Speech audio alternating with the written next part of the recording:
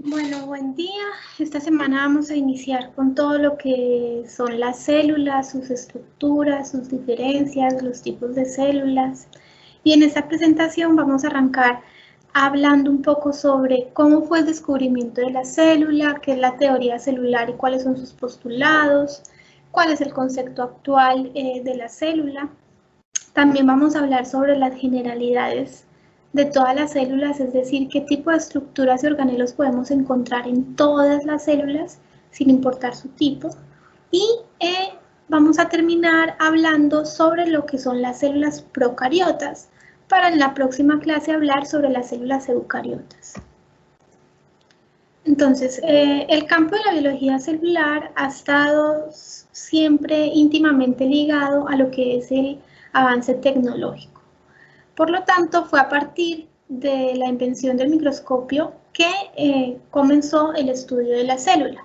Los primeros microscopios se hicieron en los años 1600, por ejemplo, Galileo, un científico italiano, construyó un microscopio compuesto que está conformado por dos lentes ubicados en los extremos de un tubo hueco.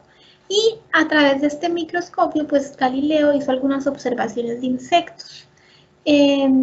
Los holandeses Hans y Zacharias Hansen también desarrollaron los primeros microscopios compuestos en el año más o menos 1590. Después de estos llegó Robert Hooke, que fue un científico inglés que mejoró el microscopio compuesto que había usado, por ejemplo, Galileo, y lo que hizo fue observar algunas placas de corcho en su microscopio, el cual le permitía, digamos, ampliar el tamaño de los objetos que estaba viendo 30 veces, ¿sí? Entonces, él lo que hizo fue observar algunas láminas de corcho al microscopio y observó lo que les muestro en esta diapositiva, unas celdillas vacías. A pesar de que Hooke no observó células vivientes, ya que eran células muertas, se le considera la primera persona que observó y identificó las células. Años más tarde, de las observaciones de Hooke, el investigador Anthony van Leeuwenhoek Hooke fabricó un microscopio sencillo en el que pudo observar algunos organismos como protozoos o algunas células como son los glóbulos rojos. Anthony lo que hizo fue desarrollar, un microscopio en el que le permitía ampliar la resolución del objeto que estaba observando hasta 200 veces. Recordemos que el del investigador anterior permitía ampliar el tamaño del objeto 30 veces, mientras que el de Anthony ya podía verlo hasta 200 veces más grande, ¿sí? Y estos son algunos de los dibujos que hizo Anthony a partir de sus observaciones.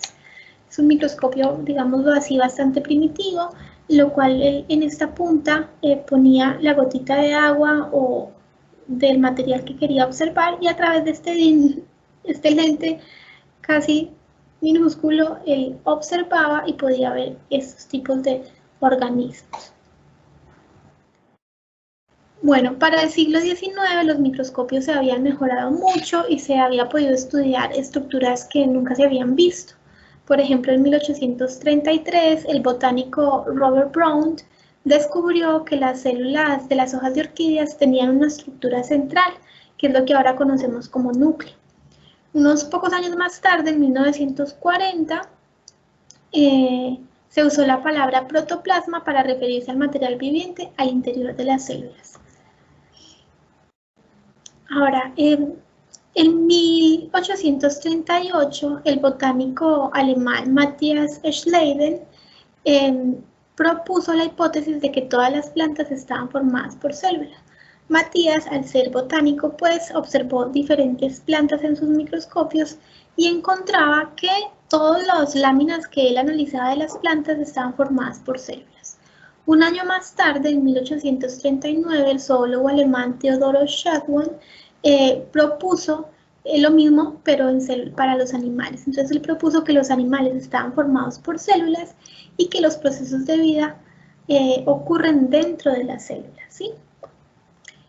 A partir de los hallazgos de ambos científicos, uno botánico y otro zoólogo, se postuló el primer principio de la teoría celular, que dice que la célula es la unidad estructural de todos los seres vivos. Ahora, unos años más tarde, otros investigadores se unieron a estos dos investigadores y lograron hacer algunas observaciones también inéditas. Por ejemplo, está el médico Buschhaut, que si mal no estoy era un médico alemán, que a partir de sus observaciones logró concluir que todas las células provienen de células ya existentes. En los tiempos de sus investigadores se creía que las células se formaban por generación espontánea, pero este médico, a través de ver algunas láminas y algunas células que estaban en proceso de división celular, logró concluir que las células se generaban de otras células progenitoras. A partir pues, de estos investigadores se logró plantear lo que es la teoría celular, el cual es, digamos, una teoría unificadora que comprende 4 principios básicos. Uno es que todos los seres vivos están formados por células o productos de su secreción, y aquí nos referimos a la unidad anatómica, es decir, que la célula es la unidad básica de la materia viva, ¿sí? Y que es suficiente para construir un organismo. El segundo postulado es que las funciones vitales de los organismos ocurren dentro de las células o en su entorno inmediato, controladas por sustancias que ellas secretan. Y aquí nos referimos a lo que es la unidad fisiológica de la vida.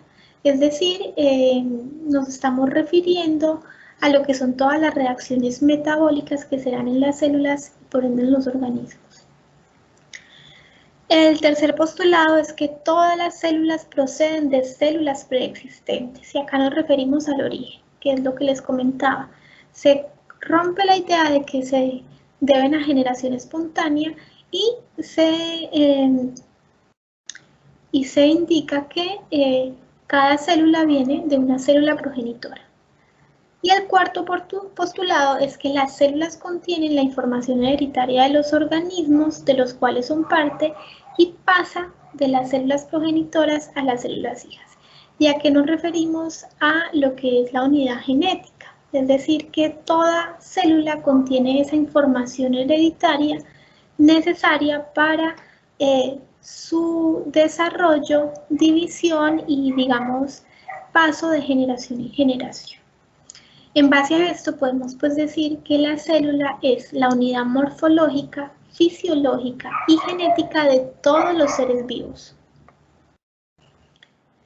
Ahora, si nosotros hacemos el ejercicio de buscar la definición de célula en la RAE, podemos encontrar la siguiente. La célula es la unidad más pequeña de la materia viva, capaz de llevar a cabo todas las actividades necesarias para el mantenimiento de la vida. Tiene todos los componentes físicos y químicos necesarios para su propio mantenimiento, crecimiento y reproducción. Así que fíjense qué tan compleja puede llegar a ser la célula. Ahora, podemos decir entonces que todos los seres vivos están formados por células e independientemente del tipo celular del que hablemos, podemos también encontrar que hay algunas estructuras que se encuentran en todos los tipos celulares. Entre estas está el ADN, el citoplasma, ribosomas y la membrana plasmática. Entonces veamos la función de cada uno de estos. En la membrana encontramos que es una estructura que delimita la célula separándola del medio exterior y que tiene, además de una función estructural, también tiene una función de comunicación, ya que permite de manera selectiva que entren y salgan ciertas moléculas o sustancias. Del citoplasma podemos decir que es el lugar, pues como esa solución viscosa, donde se lleva a cabo diversas e importantes reacciones moleculares. Vamos a ver que si bien hay diferencias en el citoplasma de las células eucariotas con respecto al de las células procariotas, ambos tienen en común ser esa solución viscosa donde se llevan a cabo todos estos procesos y reacciones dentro de la célula. Ya como lo hemos hablado en clases anteriores, hablamos del ADN. Esto es una molécula que está tanto en las células procariotas como en las eucariotas y ya sabemos que este es el material hereditario donde están todas las instrucciones genéticas para el desarrollo y funcionamiento de los seres vivos. Vamos a ver que estos también, si bien entre estos tipos celulares tiene ciertas diferencias, pues tienen una función en común. Y el otro tipo de estructura que encontramos en todas las células son los ribosomas, en los cuales son organelos los organismos que están encargados de la síntesis de proteínas. O sea, ellos son los que van a procesar toda la información y van a generar proteínas de membrana, proteínas transmembrana, en fin, todos los tipos de proteínas que, como ya vimos en la clase anterior, existen, que son un montón. Ahora, otras características a nivel de función que encontramos en todas las células es que las células tienen esa capacidad de nutrirse a sí mismas. Digamos, si no se nutre a sí misma, no se puede considerar una célula y esto está relacionado con todo lo que son los procesos metabólicos. La otra función es esa función de relación, es decir, toda célula tiene esa capacidad de poderse comunicar entre células o con su medio interior, que eso lo vamos a ver más a profundidad cuando hablemos de señalización celular. Y lo otro es que está asociada a la reproducción y es que toda célula por sí misma debe ser capaz de crecer y multiplicarse, ¿sí? Y esto también está relacionado con todo lo que es el proceso de división celular y diferenciación celular. Ahora, en la naturaleza existen dos tipos o dos grupos grandes de células, las células procariotas y las células eucariotas. El término procariota viene de pro, que quiere decir previo, y carios, que quiere decir núcleo. Entonces, cuando nos referimos a las procariotas, nos estamos hablando de esas células que son previo al núcleo, es decir, que no tienen núcleo. Dentro de las procariotas entran lo que son las bacterias y las arqueas, ¿sí? Que son estos dos grupos grandes que vemos acá en azul y rojo. Estas se caracterizan por no tener núcleo. Y una de sus diferencias con lo que son las eucariotas, donde encontramos células animales, vegetales, hongos, entre otros, estos se caracterizan por tener un núcleo. Ahora, entremos de lleno a lo que son los procariotas. Entonces, los procariotas son los organismos más abundantes sobre la Tierra y estos se encuentran en casi que todos los ecosistemas, desde hábitats terrestres, acuáticos, entre otros que son muy extremos. Entonces podemos acá, les muestro algunos de esta diversidad. Acá podemos ver que a nivel morfológico podemos encontrar un montón de formas en las células procariotas, algunas son circulares, otras son más alargadas, otras son tipo bastón, otras son más esféricas. Hay una gran diversidad de formas en lo que son las procariotas y como les comentaba, pues hay una gran diversidad también de, digamos, como funciones o procesos que pueden desarrollar las células procariotas. Podemos encontrar algunas en medios que no tengan oxígeno o podemos encontrar otras en medios donde la temperatura es demasiado alta, 80 grados centígrados, medios ecosistemas donde tenemos una concentración de sulfatos extremadamente alta, donde prácticamente ningún otro ser viviente puede vivir. Y bueno, pues toda esta diversidad en las células procariotas pues ha permitido que estos organismos puedan hacer parte de un montón de actividades. Por ejemplo, ellos están relacionadas al ciclo geoquímico, que está relacionado a lo que es la fijación de nitrógeno atmosférico. Las encontramos en el tracto digestivo, que tienen una función importante en la absorción de ciertos nutrientes. Hay estudios ya científicos recientemente publicados donde se muestra la importancia de estas células procariotas en el cuerpo humano y cómo, digamos, un desbalance en su abundancia y diversidad en nuestro organismo puede derivar en muchas patologías. También están relacionados con tratamientos de aguas residuales, en la producción de alimentos como el queso, como el yogur. Y bueno, obviamente pues tienen, digamos, tantas particularidades que ha permitido que estas estén muy relacionadas en todo lo que es fabricación de alimentos y de productos químicos. Ahora, las procariotas tienen dos tipos de nutrición. Podemos encontrar algunas que son autótrofas, y esto quiere decir que utilizan la luz solar o materia orgánica e inorgánica como fuente de energía para poder crecer y desarrollarse. O podemos encontrar algunas que son heterótrofas, y esto es que necesitan de otro organismo al que ellas parasitan para poder alimentarse y vivir. Y incluso pues en esta diversidad tan grande también encontramos algunas procariotas que pueden ser mixtas. Pueden ser autótrofas y heterótrofas dependiendo del medio donde se encuentren. Entonces son muy versátiles también. Ahora, ¿qué características así muy particulares tenemos en las procariotas? Bueno, son organismos unicelulares, que ya sabemos que pertenecen a dos dominios, que son bacterias y arqueas, ¿cierto?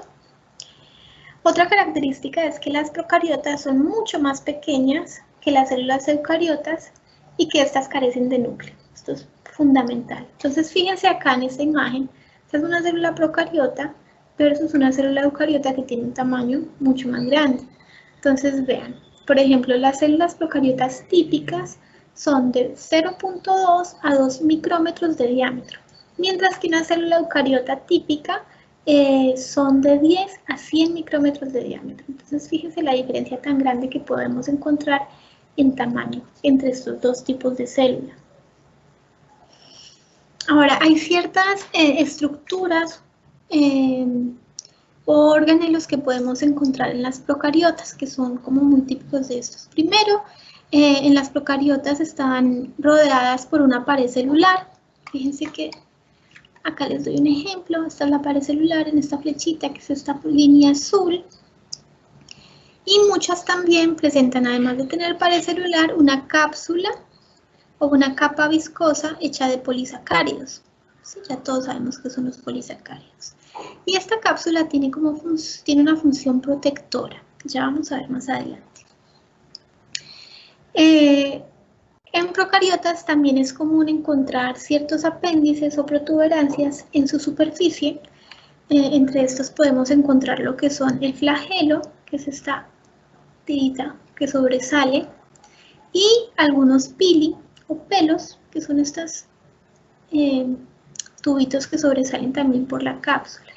Y estos tienen principalmente una función de locomotora para el movimiento, y el pelo o el pili también se usa para lo que es el intercambio de ADN, que ya lo vamos a ver más adelante.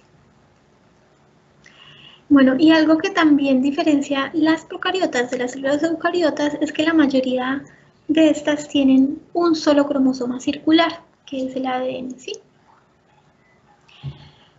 Entonces, y bueno, como ya les dije, no tiene el núcleo. Este es el ADN que está, digamos, en el citoplasma. Si bien estas no tienen núcleo, la región donde se encuentra, digamos, el ADN en el citoplasma se conoce como nucleoide.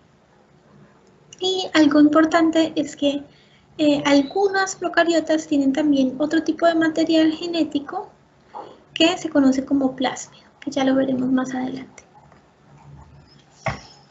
Y bueno, como les comenté, pues es común, tenemos ribosomas. En las procariotas los ribosomas se encuentran libres, no están asociados a ningún organelo, como podemos encontrarlos en algunas células eucariotas.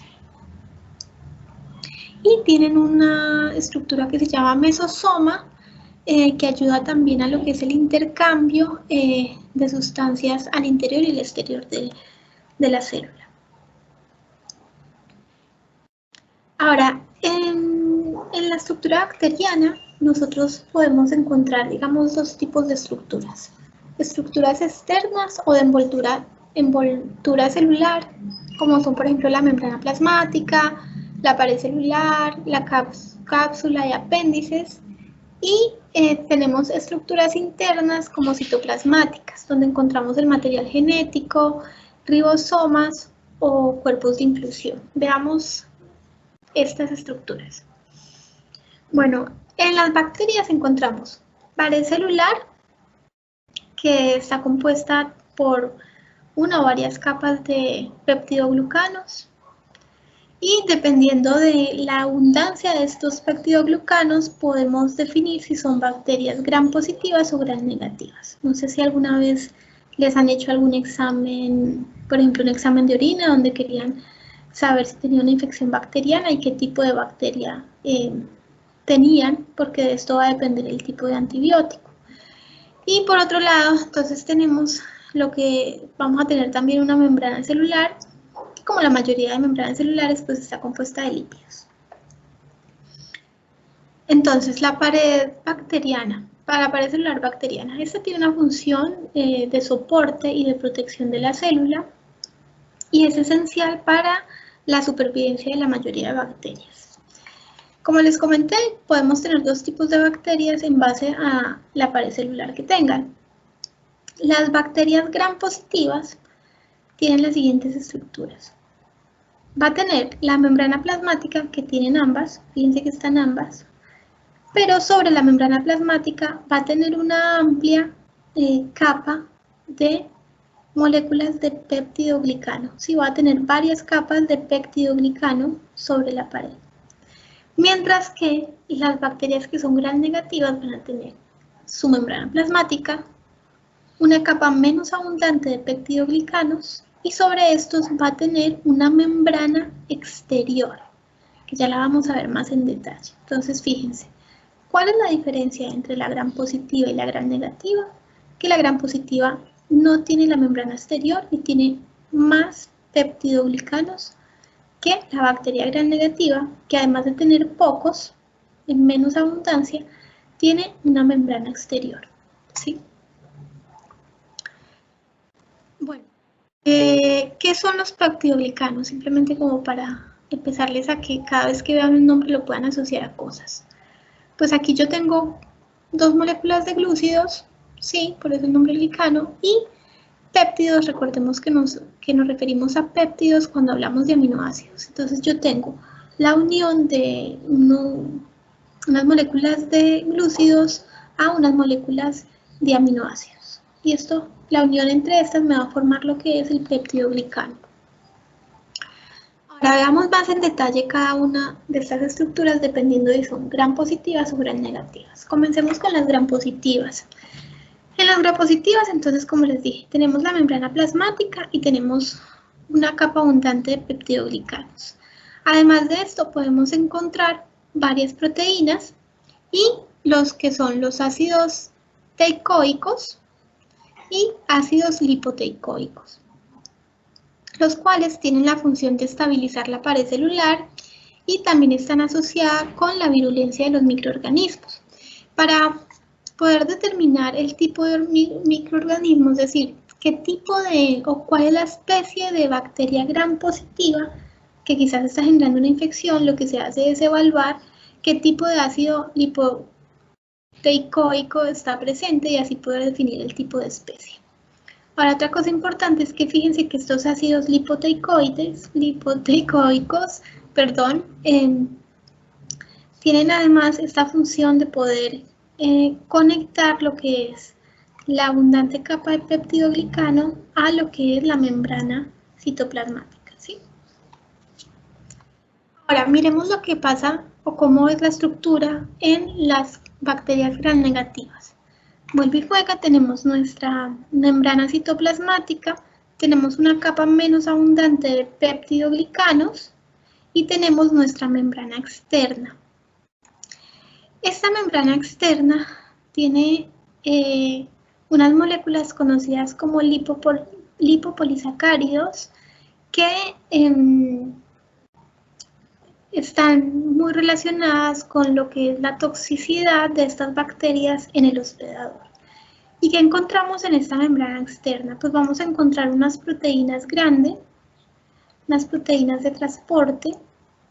Vamos a encontrar unas lipoproteínas que lo que hace es unirme esta membrana externa con la cadena de peptidoglicano.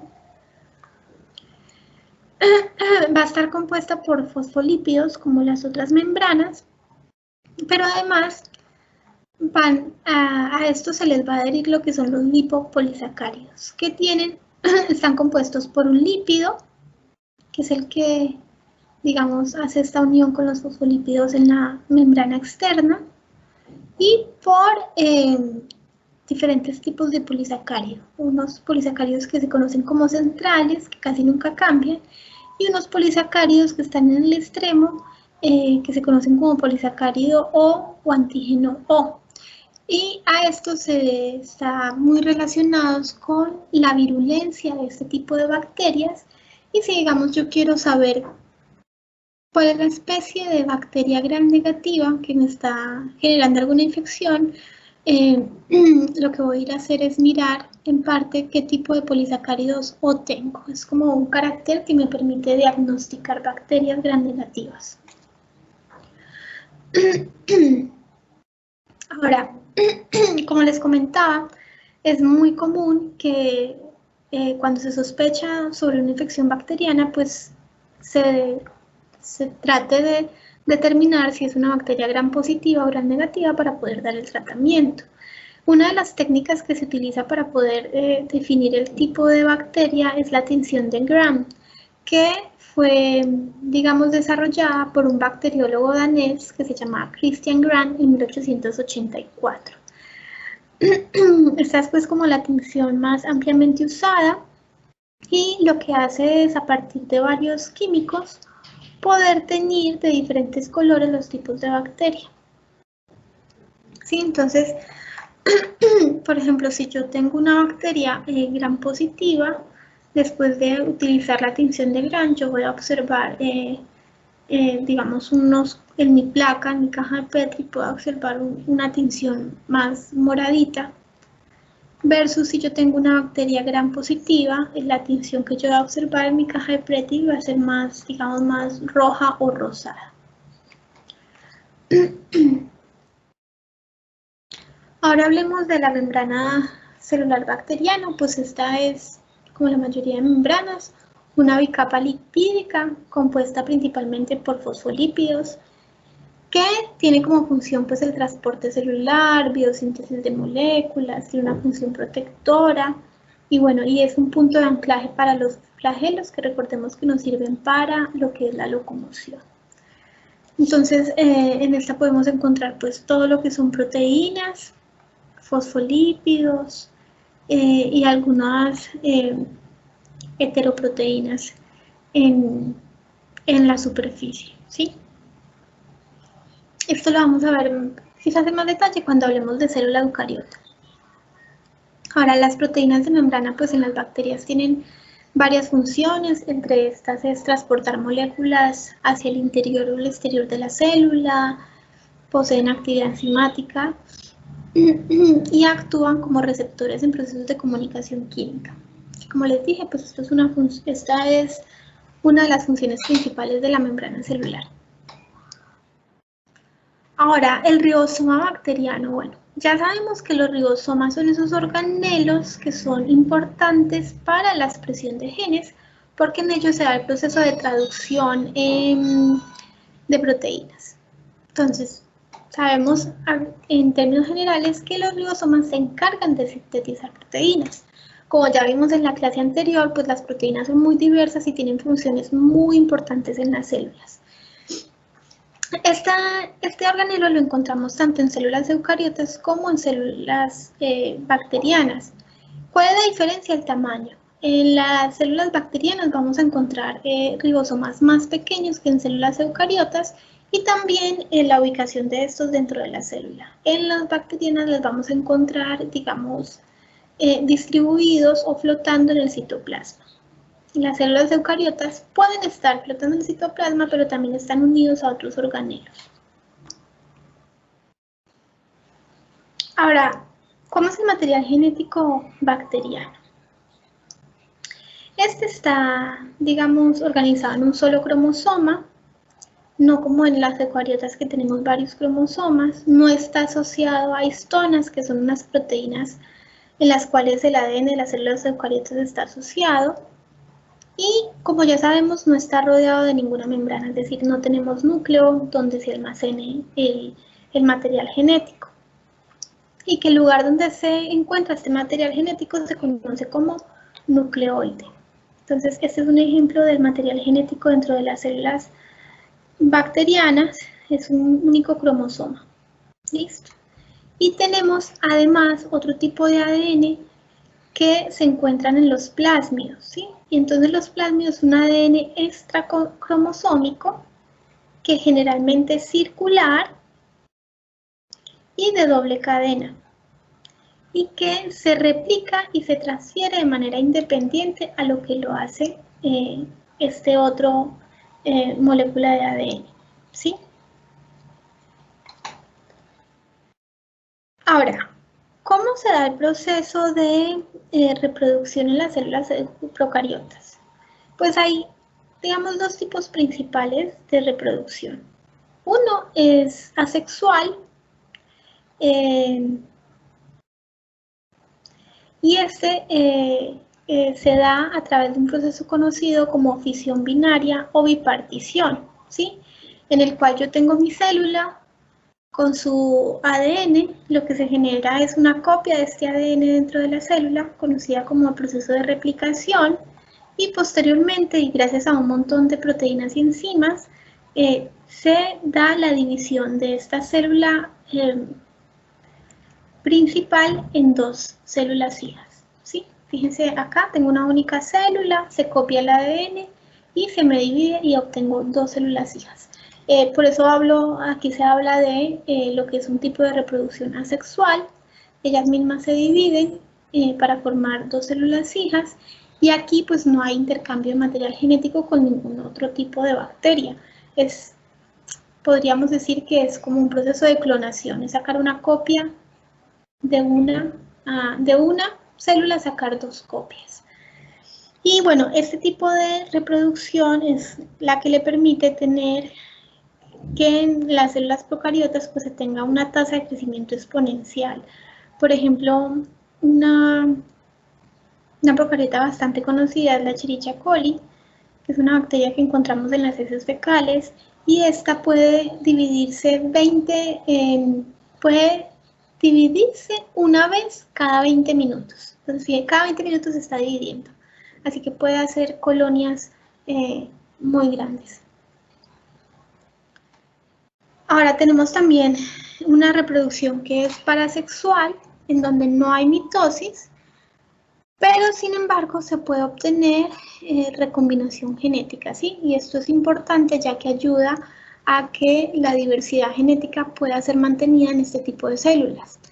Y tenemos, digamos, tres tipos principales de reproducción parasexual, una que es la transformación, en la que la propia bacteria toma ADN y lo incorpora en su cromosoma. Otra es la transducción, en la cual, digamos, participa algunos virus que infectan bacterias, que se llaman bacteriófagos, y lo que hacen es, digamos, transportar pedacitos de ADN bacteriano de una célula a otra.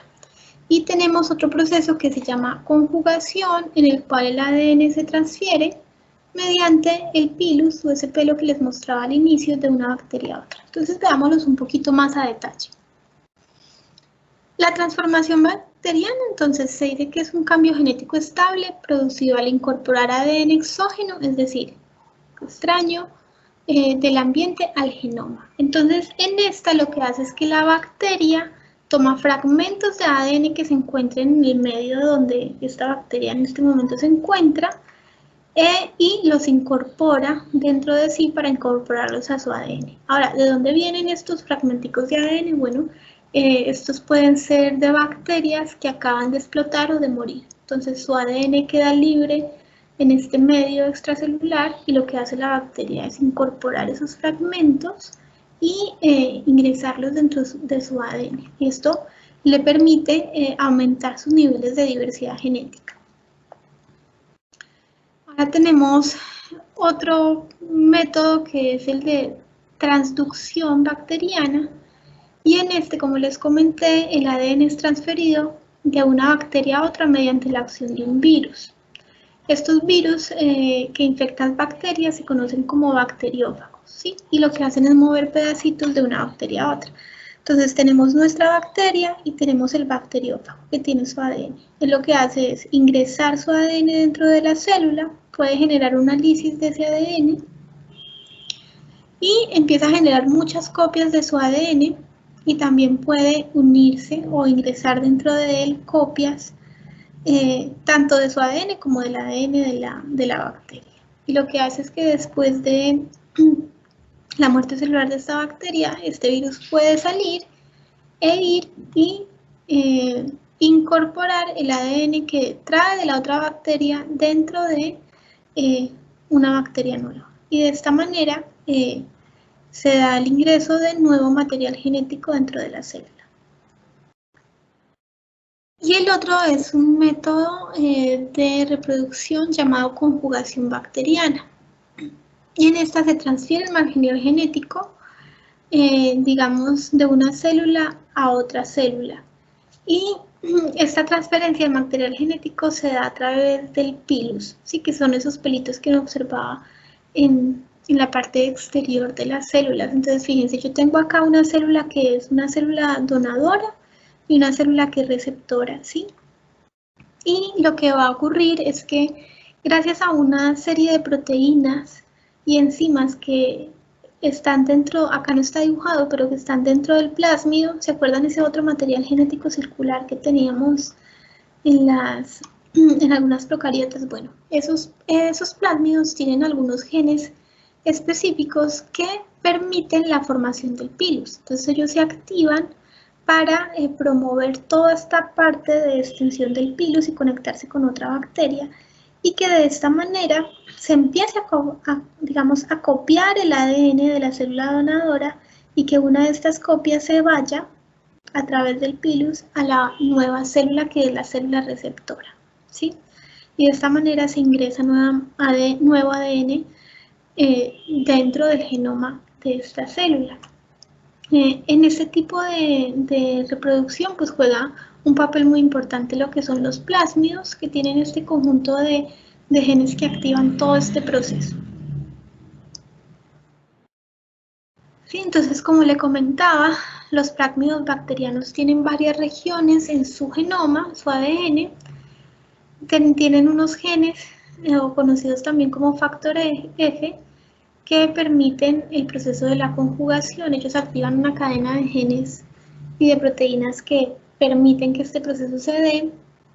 Y además, también se conoce que tienen unos genes conocidos como R o plásmido R, que tienen genes que codifican, que tienen la información necesaria para generar resistencia a ciertas condiciones, ¿sí? Fíjense por favor el ojito, acá les digo que cada estudiante debe averiguar por qué los plásmidos son usados como vectores de clonación. Esto es una actividad que les queda pendiente a cada uno.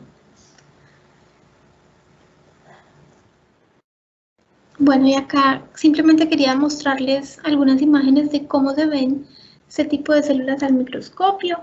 Esta es una imagen de una Escherichia coli y aquí lo que vemos es como la típica célula procariota. Y lo que observamos es estas partes que son más claritas. Esto es lo que es el ADN, ¿sí? Aquí está todo esto lo que es el nucleoide, donde está el ADN. Fíjense que no tenemos ningún núcleo que lo recubra. Esta es cómo se vería una célula en un proceso de división celular. Fíjense que aquí ya se formaron dos células hijas, 1 y 2. Y esto es cómo se vería al microscopio una bacteria, y fíjense que aquí se pueden observar MI, que es la membrana interna, que es esta línea que se observa acá. Tenemos lo que es un espacio periplasmático donde se observan lo que son los peptidoglucanos. Y tenemos después lo que es una membrana externa, ¿sí? Que es la otra que se observa acá. Y bueno, y aquí lo que podemos ver es que este tipo de bacteria tiene también una cápsula, que yo les decía que era protectora, en este caso de polisacáridos. Entonces, en base a estas estructuras que le acabo de mencionar, esto es una imagen de una bacteria, gran negativa o gran positiva.